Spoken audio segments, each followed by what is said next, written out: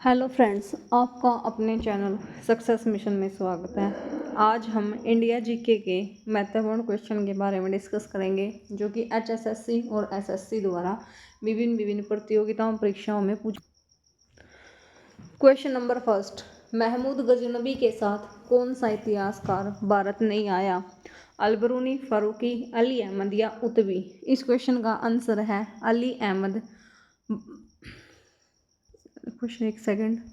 अली अहमद महमूद गजनबी के साथ भारत नहीं आया। तो महमूद गजनबी के साथ भारत कौन आया? इसकी ट्रिक है फूफा। फूफा महमूद गजनबी के साथ भारत आया। जो इसमें है Farooqui,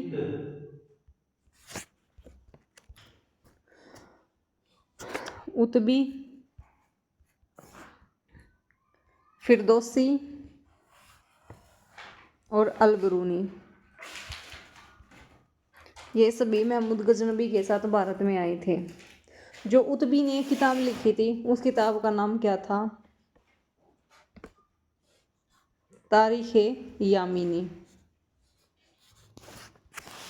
question number second, Mahmud Ghaznavi का भारत पर आक्रमण का उद्देश्य क्या था? धर्म का प्रचार, लूट करना, राज करना, कोई नहीं। महमूद गजनबी का सिर्फ भारत में आक्रमण करने का उद्देश्य था लूट करना।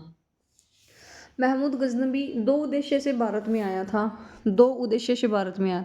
एक उद्देश्य तो था लूट करना और सेकंड उद्देश्य था उसका मूर्तियों को तोड़ना। महमूद गजनबी ने सेकंड उद्देश्य क्या था? मूर्तियों को तोड़ना था। महमूद गजनबी को किस नाम से भी जाना जाता था? महमूद गजनबी को मूर्ति भंजक के नाम से भी जाना जाता था क्योंकि इसने भारत में आकर सारी मूर्तियां तोड़ी। महमूद गजनबी ने सबसे चक्र स्वामी की मूर्ति भी तोड़ी थी जो कि थानेसर कुरुक्षेत्र में थी। गजनबी भगवान से प्रेम नहीं करता था। जो गोरी था वो देवताओं से प्रेम करता था। गोरी ने सिक्के चलाए थे, एक तरफ कलमा था और एक तरफ लक्ष्मी माँ थी। Question number third, Mohammad Ghori गौर का शासक बना था। मोहम्मद गोरी गौर का शासक कब बना था? 1173 ईस्वी में। 1173 में 12वीं शताब्दी थी। जो गौर का शासक बना था, गोरी ने जो भारत में शासन करना का उद्देश्य क्या था? राज करना गोरी का भारत में उद्देश्य था। 1175 में गोरी ने पहला आक्रमण कहाँ पर किया था? मुल्तान पर किया था। और 1178 में गोरी ने पट्टन गुजरात पर आक्रमण किया था। इस समय गुजरात का शासक भीम द्वितीय था जो कि चालुक्य वंश से था। राजा भीम ने गोरी को कैद कर लिया था। मोहम्मद गोरी की भारत में पहली हार 1178 में हुई थी जो कि भीम द्वितीय के द्वारा हार हुई थी।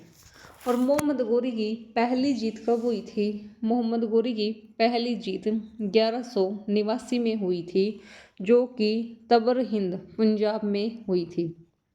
क्वेश्चन नंबर फोर्थ है, मोहम्मद गोरी की भारत में पहली हार कब हुई थी? मोहम्मद गोरी की भारत में पहली हार 1178 में गुजरात में हुई थी जो कि गुजरात के शासक भीम द्वितीय के द्वारा हार हुई थी। भीम द्वितीय ने मोहम्मद गोरी को जिंदा छोड़ दिया था, वो भी अपनी मां के कहने पर छोड़ दिया था। तराइन का दूसरा युद्ध कब हुआ था? तराइन का दूसरा युद्ध 1192 में हुआ था। चौहान और गोरी के बीच में हुआ था। जो है तराइन का प्रथम युद्ध 1191 में हुआ था। पृथ्वीराज चौहान जीता था, गोरी हारा था। जो सेकंड युद्ध था इसमें चौहान तो हार गया और गोरी जीत गया था।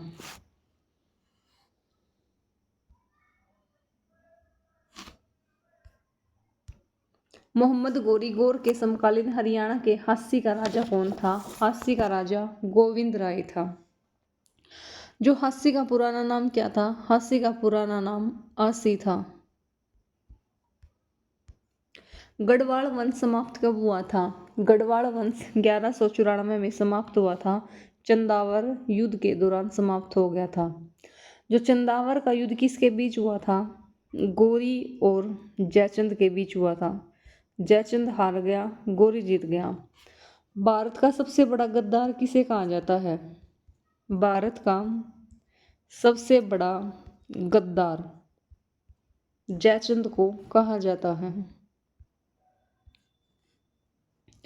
1192 में चौहान वंश समाप्त हो गया था।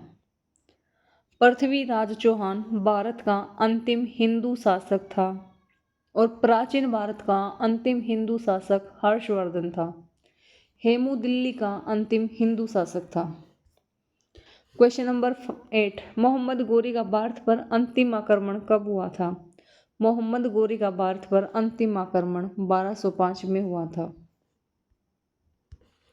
किस शासक के सिक्के पर कलमा और माता लक्ष्मी की तस्वीरें छपी थी? इस क्वेश्चन का आंसर मोहम्मद गोरी। मोहम्मद गोरी भगवान से प्रेम करता था। एक तरफ तो कलमा था और एक तरफ माता लक्ष्मी की मूर्ति छपी थी। जो गोरी ने किसके सिक्के चलाए थे? गोरी ने सोने के सिक्के चलाए थे। सिक्कों पर कलमा छपवाना बंद किसने किया था? कलमा छपवाना बंद किसने किया था? औरंगजेब ने। क्योंकि मुसलमानों में कलमा सबसे पवित्र है।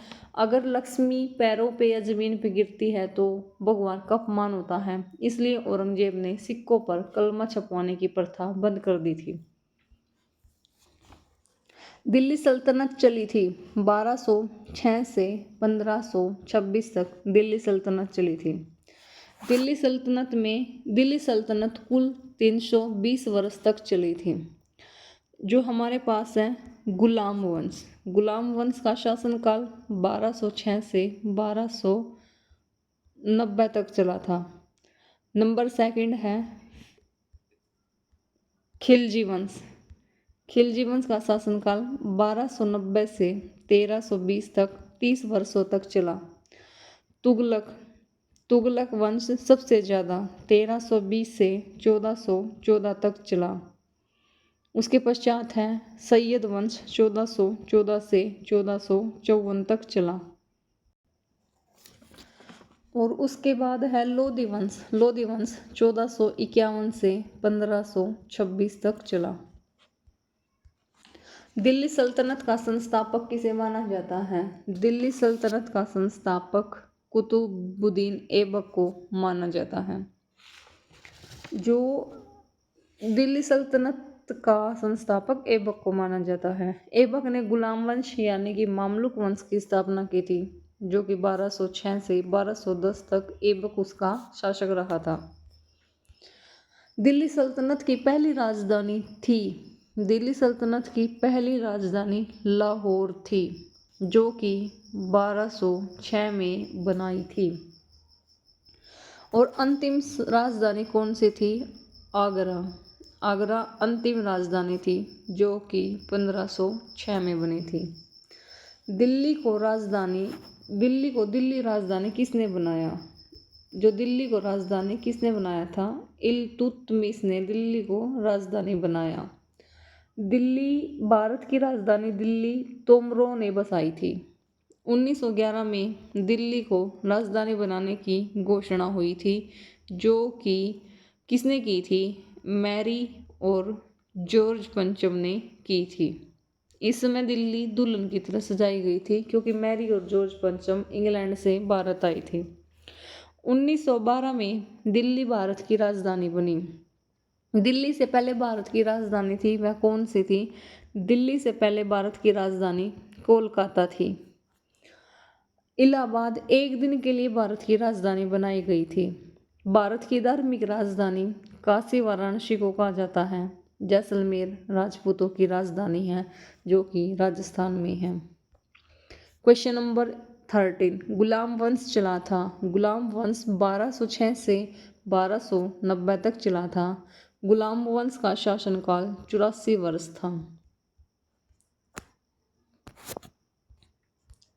क्वेश्चन नंबर 14, कुतुब मीनार का निर्माण कार्य पूरा करवाया था। कुतुब मीनार को किसने पूरा करवाया था? कुतुब मीनार को पूरा इल्तुतमिश ने करवाया था। कुतुब मीनार कहाँ पर स्थित है?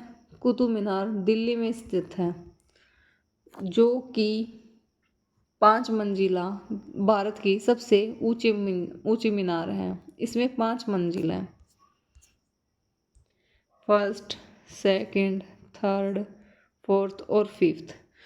जो फर्स्ट है, इस मंजिल की शुरुआत यहाँ से ऐबक ने की थी। वो कब की थी? ऐबक ने 1209 में कुतुब मीनार बनवाना शुरू कर दिया था।